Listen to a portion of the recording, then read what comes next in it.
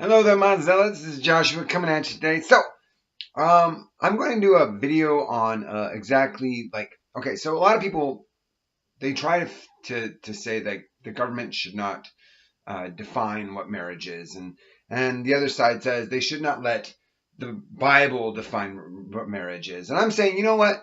Forget the government defining what marriage is. Don't forget what the Bible says about defining marriage. Let's just use what biology. Let's let biology define marriage. And so I went through a list of things that I think that kind of really define what marriage should be according to biology, just straight up biology. Okay, so women need one man to fulfill their biological reproductive capacity. That means one woman needs one man to fulfill all of their biological reproductive needs. If a woman wants to be pregnant from the time she starts her period to the time her period ends, she really only needs one man to fulfill all that. Men, on the other hand, are completely opposite. They are limited by how many women they can impregnate. So if a man wants a lot of women or a lot of babies, he needs multiple women to provide babies to. Women can have babies through 20 to 25 years throughout their entire life. They're only fertile for like 20 to 25 years tops. And if a woman's 80 years old, that means that for a fourth of their life they are fertile. Okay, so but men can impregnate a woman for 60 years, like a 60-year window. So that's like, well, that's a lot more. That's like 3/4 of their life they can impregnate women, which is a huge amount. So monogamy by itself forces men to be beholden to a woman's reproductive cycle rather than a woman being beholden to a man's reproductive cycle. Monogamy forces men to be locked into a small reproductive window. Okay, so yeah, if it were natural, men would be able to reproduce as often as they possibly can, and women would need only one man to do that. Without birth control, women who are sexually active need somebody to provide for her and protect her because all of her children, because of all the children she have. If a father doesn't know whose child is theirs, why would they provide for the children? So it's not really beneficial for a woman to have multiple partners, because if she has a kid with this guy and she has a kid with this guy and she has a kid with this guy, and the men just are like, yeah, I'm not going to take care of all these other kids. These are not my kids. Why would I care? And he just kind of lets it all go. So it is actually more beneficial for a woman to take one man than it is for a woman to take multiple men, because then he's more dedicated to the children because he knows that those children are his offspring.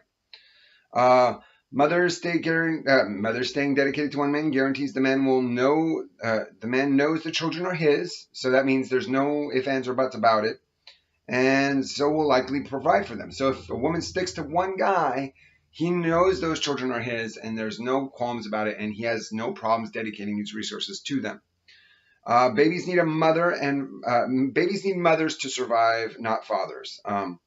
Mothers need fathers to provide for them while they are continually pregnant. Now, remember, this is just straight biology. We're not talking about science. We're not talking about technology. We're talking about if we were just randomly walking along the savannah with zero technology, women would need babies need mothers, and mothers would need fathers. If there are no fathers, then the mother is dedicated to taking care of this baby, but it doesn't really have any way to get out of that.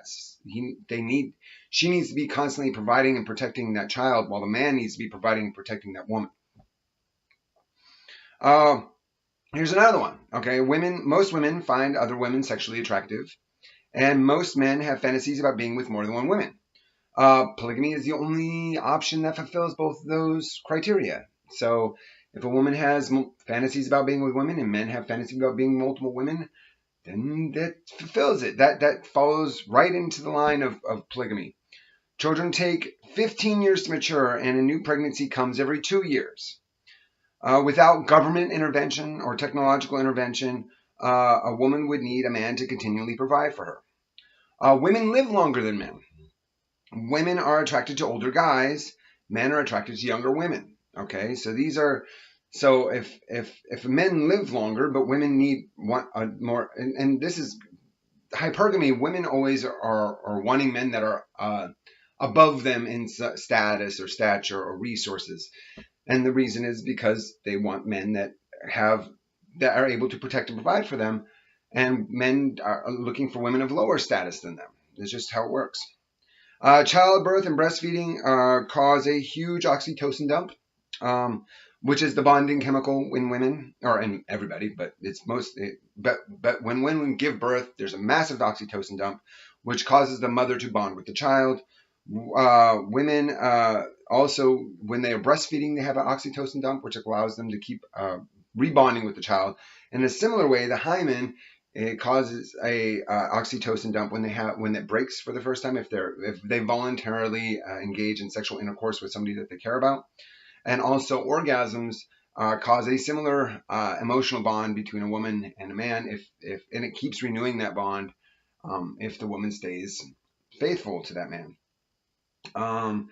Yeah, only a few other mammals have female orgasms, and the reason that women have them is just so that they can have this kind of emotional bond, this emotional connection with a male. And so I'm bringing this to your attention because a lot of people out there are like, let's redefine marriage. I'm like, biologically speaking, as animals, we are animals. As animals, if we look at it not from a cultural perspective, but from a purely biological perspective, the definition, how marriage would be defined, was that you have a woman that goes and submits herself to one man for her entire reproductive cycle. The man can have more than one woman dedicating themselves to him, and then he would be providing, protecting for all those offspring. That's the biology of it. I mean, once the woman hits menopause, then she's now shifting out of that, and now the man has all this reproductive potential still available to him.